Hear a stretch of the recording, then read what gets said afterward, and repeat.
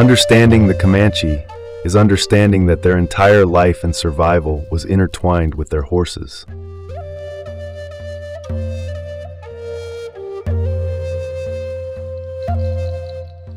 In 1781, smallpox killed half the Comanche population. They made peace with Spanish for trade. This is when the trail to Mexico began in earnest.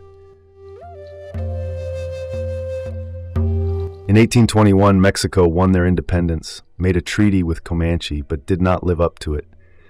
The trail then became a war trail for raids into Mexico. Comanche used the river crossing for trade, and later, raids into Mexico, bringing back millions of horses over at least 100 years. Small groups would rendezvous in the fall at Big Spring and head south to Mexico for their raids. On their return, many horses died upon reaching the muddy river banks, either getting stuck in the quicksand or drinking themselves to death after the long, hard journey. Skeletons floated down the river and lined the banks of the wagon crossing. Skulls began being placed on bushes by travelers, giving it the name Horsehead Crossing.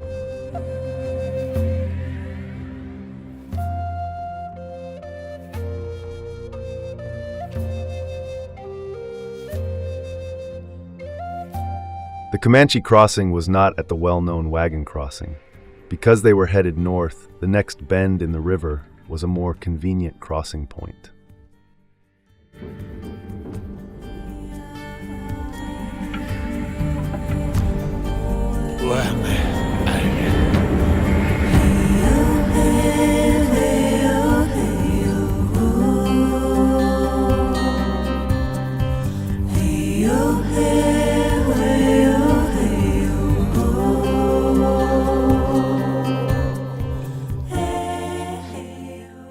This river bend was not the only crossing point, though. The Butterfield Overland Mail crossed their mail and passengers not far from the Comanche crossing.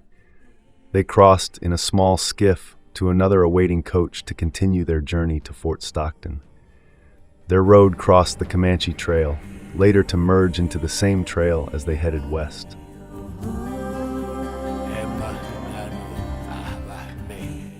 As the stage rumbled away from the crossing, 8 beaten paths, side by side, indicated the frequency of their bloody raids into northern Mexico for cattle, horses, and children.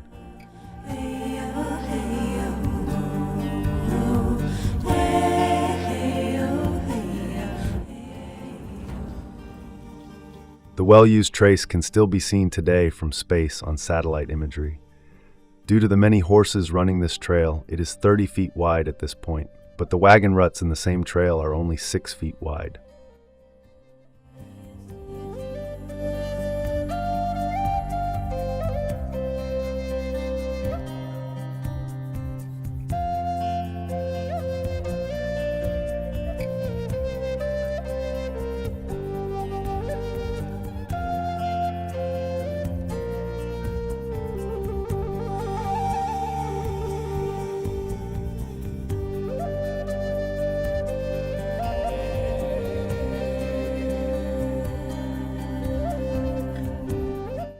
The 1849 Whiting-Smith expedition wrote, "Came across a large Comanche warpath which filled us with much astonishment. Close together, 25 deep-worn and much-used trails made a great road, which told us this was a highway by which each year the Comanche of the north desolate Durango and Chihuahua."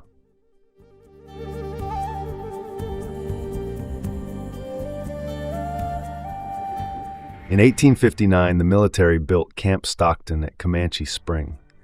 Later, it grew into Fort Stockton. This served as protection on the 2 main routes heading west by patrolling the roads and escorting travelers through the area. It also kept the Comanche from using one of their important watering stops on the way through Texas into Mexico.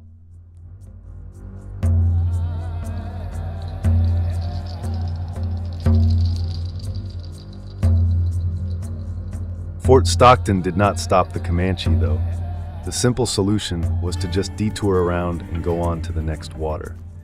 The detour trail gives us evidence that a great number of horses continued to be brought up the trail for the next 15 years after the fort was built.